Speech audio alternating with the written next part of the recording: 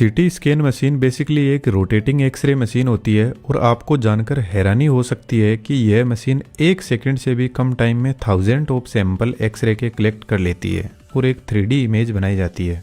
मान के चलते हैं कोई पेशेंट है जिनके हेड में ब्लड क्लॉट जमा हुआ है जिसको ट्रेस करना है।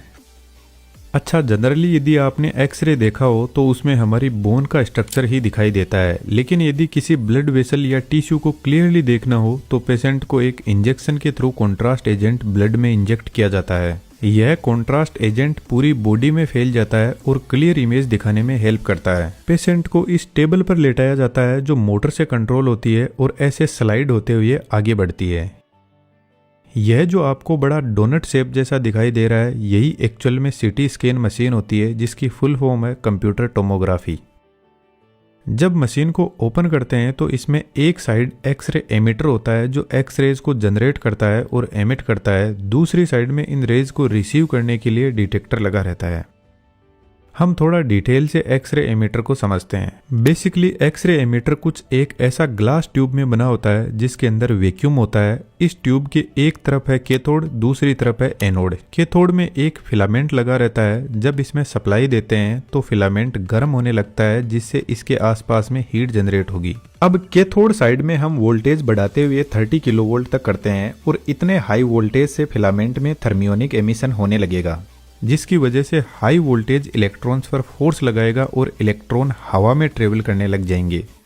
अब हम वोल्टेज को इंक्रीज करते हुए 150 किलोवोल्ट तक पहुंचा देते हैं और इतने हाई वोल्टेज से इलेक्ट्रॉन हाई स्पीड में एक्सीलरेट करने लग जाते हैं। और ऊपर से ट्यूब के अंदर हमने वैक्यूम भी क्रिएट करके रखा है तो इसको हवा में ट्रेवल करने में कोई दिक्कत नहीं होगी और इलेक्ट्रॉन ट्रेवल करते हुए हाई स्पीड में एनोड के पास में पहुंचते हैं। कैथोड पर हम high voltage DC supply use करते हैं क्योंकि हमें कॉन्टिन्यूअस इलेक्ट्रॉन्स का फ्लो चाहिए। एसी सप्लाई क्यों यूज नहीं करते हैं कमेंट बॉक्स में जरूर से बताना। एनोड पर एक डिस्क लगी रहती है। यह डिस्क टंगस्टन या मोलिब्डेनम मेटल की हो सकती है और जैसे ही हाई स्पीड इलेक्ट्रॉन इस डिस्क पर स्ट्राइक करेंगे तो यहाँ से एक्स रे जनरेट होगी।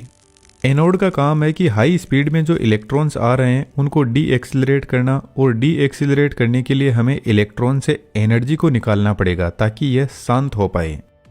हमारी जनरल लाइफ में भी ऐसा ही होता है। जैसे किसी बच्चे को बहुत ज़्यादा गुस्सा आ रहा है तो वह किसी बड़े पर तो चिल्ला नहीं सकता, तो फिर वह कोई अपने जैसा ही ढूंढता है जिस पर या तो वह चिल्ला सके या उसकी कुटाई कर सके। तो बेसिकली बच्चा अपने हाई एनर्जी लेवल को बैलेंस करने की कोशिश कर रहा है। तो ठीक ऐसा ही यहाँ पर होता है। जब इलेक्ट्रॉन एनोड से स्ट्राइक करेगा तो यह कुछ अपनी एनर्जी एक्स रेज की फॉर्म में रिलीज करेगा और बाकी remaining energy anode heat energy में बदल देगा। आपको जानकर हैरानी होगी, सिर्फ 1% एनर्जी ही एक्स रे में बदल पाती है, बाकी 99% इलेक्ट्रॉन की एनर्जी हीट एनर्जी में बदल जाती है। अब एनोड पर इतनी भयंकर हीट आ रही है, इसको मैनेज करना भी जरूरी है, अदरवाइज एनोड कितनी भी स्ट्रॉन्ग मेटल से बना हो वह मेल्ट हो सकता है। हीटिंग से बचने के लिए एनोड रोड के पीछे एक मोटर लगी रहती है जो एनोड को रोटेट करवाती है, जिससे आगे लगी डिस्क भी रोटेट करती है।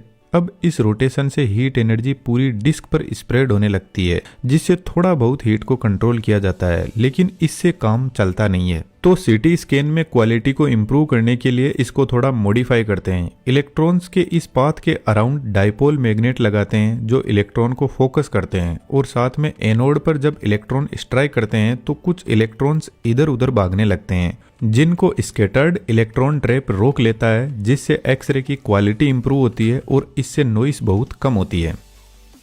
अब एनोड की हीट को बाहर निकालने के लिए वाटर कूलिंग या ऑयल कूलिंग यहाँ पर प्रोवाइड की जाती है। अब एनोड डिस्क से जो एक्स रेज निकल रही है उनको कोलीमीटर से पास करवाया जाता है जो रेज को फोकस्ड एरिया में भेजने का काम करता है।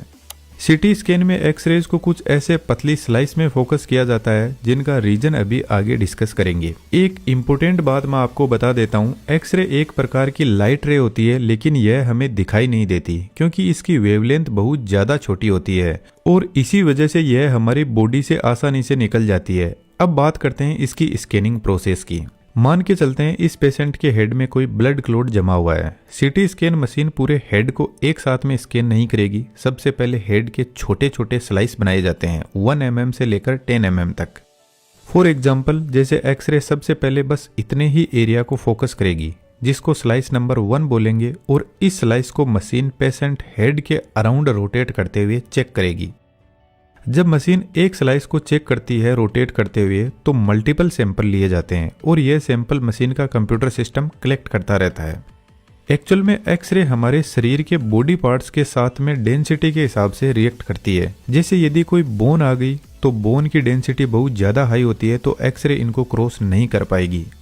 ब्रेन में जमा हुआ ब्लड क्लॉट की डेंसिटी ज़्यादा होती है रिमेनिंग बॉडी में फ्लो हो रहे ब्लड के कंपैरिजन में, तो इस ब्लड क्लॉट से कुछ ही रेज क्रॉस कर पाएगी, कुछ रेज को ब्लड क्लॉट एब्जॉर्ब कर लेगा। और यदि बॉडी में कॉन्ट्रास्ट एजेंट इंजेक्ट किया गया है तो एक्स रेज को यह एजेंट एब्जॉर्ब कर लेगा, जिससे इस एरिया की रेज आगे पास ही नहीं हो पाएगी। एक्सरे ब्रेन को क्रॉस करते हुए दूसरी साइड में डिटेक्टर के पास में पहुंचती है, जो इन एक्स रेज को कलेक्ट करता है और वापस इलेक्ट्रिक सिग्नल में कन्वर्ट करता है। सिटी स्कैन में लगा डिटेक्टर हॉरिजॉन्टल और वर्टिकल ग्रिड पैटर्न में सेट रहता है, तो एमीटर से आ रही लाइट को यह अलग अलग पॉइंट पर चेक करता है कि कितनी पावरफुल लाइट आई है, कौन सी जगह पर और कितनी वीक लाइट किस पॉइंट पर डिटेक्ट हुई है। बेसिकली यह एक तरीके से शैडो कैप्चर करता है एक्सरे की। इसको मैं आपको एक सिंपल एग्जांपल से समझाता हूँ। मान के चलते हैं यह कोई ऑब्जेक्ट रखा हुआ है, लेकिन असल में हमें पता नहीं है कि यह कैसा दिखाई देता है, और इसके एक साइड में एक लाइट सोर्स लगाया हुआ है और लाइट सोर्स के जस्ट ऑपोजिट साइड में एक दीवार खड़ी हुई है जिस पर इस ऑब्जेक्ट की शैडोज पड़ेगी।